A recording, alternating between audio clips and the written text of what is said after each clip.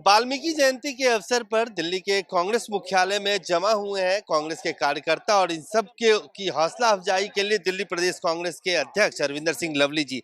एक वक्त था दिल्ली में वाल्मीकि समाज पूरी तरह से कांग्रेस पार्टी के साथ था। आज वाल्मीकि जयंती है, आपको नई जिम्मेदारी और ये अध्यक्ष का पद दिया गया। किस तरह से वाल्मीकि समाज में और पूरे दिल्ली में कांग्रेस के प्रति लोगों का विश्वास बढ़े उसके लिए आप काम करेंगे? देखिए, वाल्मीकि समाज की जो ओरिजिनल राजनीतिक दल है वो कांग्रेस ही है। और आज भी जो है, आप अगर किसी बुजुर्ग से बात कर लोगे, ठीक बात है, पिछले कुछ समय में नौजवान तबका जो है थोड़ा सा हमसे थिरका, लेकिन अब दोबारा से जो है उसके अंदर वापसी है। और आज भी जो है कांग्रेस से वाल्मीकि समाज अलग नहीं हो सकता, वाल्मीकि समाज कांग्रेस से अलग नहीं हो सकता। कल हमने प्रदेश कांग्रेस कमेटी के दफ्तर में जयंती मनाई थी। आज 100 जगह से ज्यादा महर्षि वाल्मीकि जी का प्रकट दिवस मन रहा है।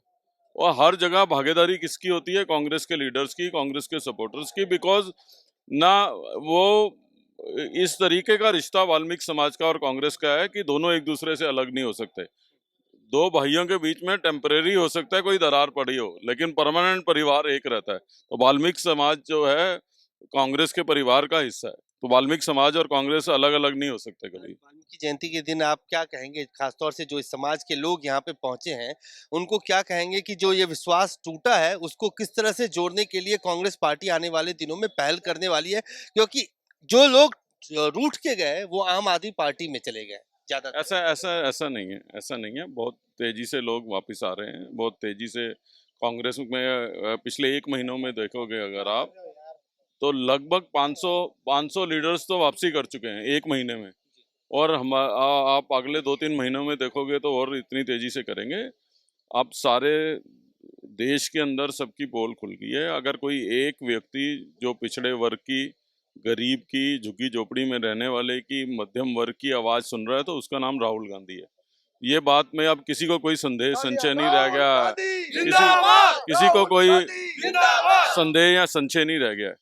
बाकी लोगों को तो उद्योगपतियों से फुर्सत नहीं है, किसी को अपने केसों से फुर्सत नहीं है। तो एक व्यक्ति अगर लोगों के बीच में जा रहा है तो उसका नाम राहुल गांधी है। और उस राहुल गांधी की पार्टी, जैसा कि मैंने पहले कहा कि वाल्मीकि समाज और कांग्रेस अलग अलग नहीं हो सकते। रूठ सकते हैं कुछ समय के लिए, लेकिन अलग नहीं हो सकते, हमारे परिवार का हिस्सा है। आज मैंने आपको एग्जांपल दे रहा हूँ, दिल्ली में 100 से ज्यादा जगह पे प्रकट दिवस मन रहा है। तो आप वहां पता कर लो कौन से राजनीतिक दल के लोग उस प्रकट दिवस में हैं, तो आपको अपने बात का अपने आप जवाब मिल जाएगा। एक ही आखिरी सवाल, दिल्ली में जैसे जैसे सर्दी का मौसम आ रहा है, आपने एक बार देखा होगा पिछले 2-3 दिनों में पॉल्यूशन को लेकर, पराली को लेकर ब्लेम गेम चल रहा है आम आदमी पार्टी और बीजेपी के बीच में। देखिए, बहुत बहुत दुर्भाग्य है। और मैं समझता हूँ कि इससे ज़्यादा गंभीर समस्या कोई हो नहीं सकती, और इससे बड़ी नाकामी केंद्र की और दिल्ली सरकार की कोई और हो नहीं सकती। दुर्भाग्य है दिल्ली का कि जब जब सर्दी आती है उसके बाद सब भूल जाते हैं कि पोल्यूशन भी होता है। जब सर्दी आती है, दिल्ली सरकार केंद्र सरकार को चिट्ठी लिखती है, केंद्र सरकार दिल्ली सरकार को चिट्ठी लिखती है। दोनों के हालात जब काबू से बाहर हो जाते हैं तो दोनों मिलकर पंजाब सरकार को चिट्ठी लिख देते हैं। पराली एक रीजन हो सकता है, लेकिन पराली ओनली रीजन नहीं है दिल्ली में पोल्यूशन का। दिल्ली देश में एग्रीकल्चर बेस घटा है, बड़ा नहीं है। 2010 में दिल्ली ग्रीनेस्ट कैपिटल थी, तो एग्रीकल्चर बेस उस समय ज्यादा था बनिस्बत आज 2023 के। दिल्ली में पोल्यूशन का मेन कारण जो है वो वाइकुलर पोल्यूशन है, क्योंकि पब्लिक ट्रांसपोर्ट सिस्टम में ये सरकार बुरी तरीके से फेल हुई है, बसेस लाने में नाकामयाब रही है।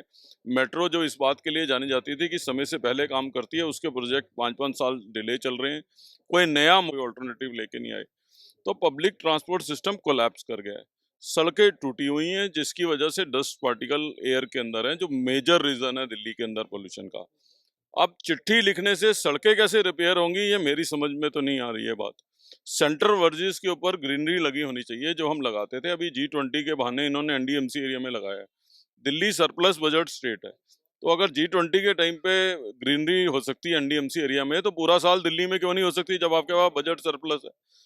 सेंटर वर्जिस पे ग्रीनरी नहीं है, फुटपाथ टूटे हुए हैं। तो डस्ट पार्टिकल और व्हीकलर पोल्यूशन मेजर कारण है। आपने स्मोक डिटेक्टर्स लगाए थे, वो बंद हो गए हैं, आपको फुर्सत नहीं है। तो फोटो ऐप करने की बजाय अगर ये जमीन पे काम करें दोनों सरकारें, तो निश्चित रूप से दिल्ली को जो है पोल्यूशन, एक साल से वो इस बात की तैयारी कर रही थी कि इस बार सर्दी के मौसम में ये जो पॉल्यूशन का लेवल है एक्यूआई ना बढ़े, बावजूद इसके आज पब्लिक ट्रांसपोर्ट सिस्टम पूरा हो गया, या मेट्रो का काम टाइम सिर हो गया, या सड़कें रिपेयर हो गई, या सेंटर वर्ड्स पे ग्रीनरी हो गई, उस छिड़काव का इंतजाम कर दिया, क्या तैयारी कर रहे थे? और खाली दिल्ली गवर्नमेंट इसके लिए ब्लेम, दिल्ली गवर्नमेंट तो जिम्मेवार है ही है, केंद्र सरकार भी अपनी इस जिम्मेवारी से नहीं बच सकती, क्योंकि जो है निश्चित तौर पे बहुत जगह एडमिनिस्ट्रेशन उनके हाथ में भी है और उनका काम है इसको मॉनिटर करना, केंद्र के एनवायरनमेंट डिपार्टमेंट का। आप वो ये कह रहे हैं हम तैयारी कर रहे थे, WHO की एक रिपोर्ट आई है कि दिल्ली में लगभग 11,000 बच्चे 5 साल से कम उम्र के रेस्पिरेटरी डिजीज की वजह से मर रहे हैं। ये कह रहे हैं हम तैयारी कर रहे थे। सच बात तो ये है कि क्रिमिनल प्रोसीडिंग होनी चाहिए दोनों सरकारों के खिलाफ इस नालायकी की वजह से। सेकेंडली मैं आपसे ये कह रहा हूँ कि आज डेंगू की इतनी बुरी हालत है और डेंगू का नया फॉर्म है जो छोटे बच्चों को अटैक कर रहा है। हम लेफ्टिनेंट गवर्नर से मिलने गए कांग्रेस का डेलीगेशन लेके कि डेंगू और चिकनगुनिया के लिए जो है अवेयरनेस फैलानी चाहिए, और बाकी चीज़ों को तो छोड़ दो, कम से कम जो है आंकड़े ही सरकार जारी करे ताकि लोग अपने आप से तो प्रिवेंटिव मेजर लेने शुरू करें। LG के डायरेक्शन के बावजूद आज तक आंकड़े नहीं रिलीज हो रहे। कांग्रेस के अध्यक्ष है, इनका कहना है कि दिल्ली के पॉल्यूशन के लिए केंद्र और दिल्ली की सरकार दोनों ही जिम्मेदार है।